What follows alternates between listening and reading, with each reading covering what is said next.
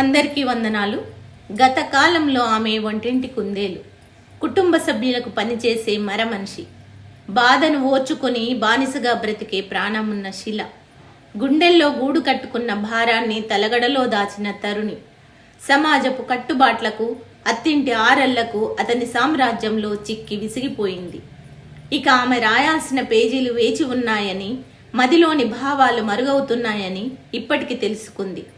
అవమానాలను ఆసరగా తీసుకుంది, ఆటుపోట్లను అధిగమించింది, అనుకువను అస్త్రంగా మార్చుకుంది, అంతరిక్షంలో కేగి తారలా మెరిసింది. ఇప్పుడు ఆమె దారిలో ముల్లని పరిచిన వాళ్ళు మౌనంగున్నారు.